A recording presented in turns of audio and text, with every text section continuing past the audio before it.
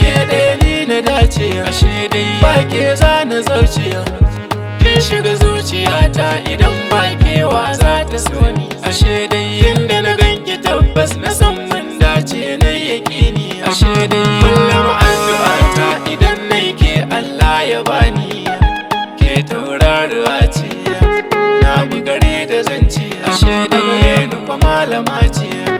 Idan magana da kyau za a yoke za a saka a fari, batun iya kwalliya ma da kyan tafiya komai a tsari.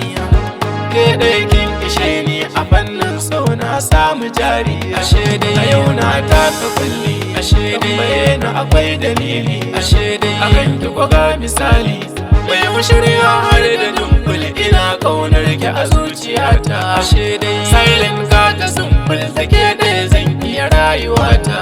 Sauyin ki garan waraka ta ciwon dukkan damuwata, ashe dai san ki na sa'ar ruhi gare ki na zo da sharhi, na kwanta sai na tashi kin hargiza duk kwakwalwa a bacci ko kuma zahiri na, ashe duk inda na je da yawo yabanki nake a dare da rana.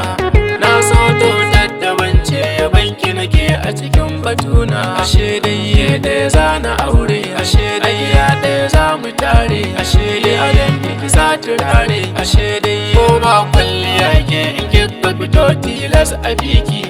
Masana kyau sun yi taro ganin farko suka baki maki, ashe dai abun alfahari gashi yau kuma ni ne zan rike ki. Tawa ke ɗaya babu ƙari, ashe dai kirki baki sharri ina ƙaunar ki tari, ashe dai je ɗaya da ke yin ado ta yi kyau ko babu koda.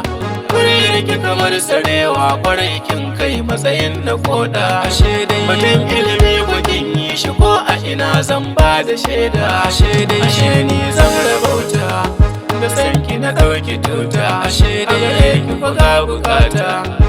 Nai nisa a ƙaunar ki tabbasa duk an san da wannan, ashe doguwa mai kyau fara zo mu je mu zagaye duk garin nan, ashe dai wanda kamar ki tabbas ki shaida babu cikas. Kin kama ruhina sai da ke tawa, in baki shi kenan zana zamgawa. Ke zana aure ni ina son ki mai sona,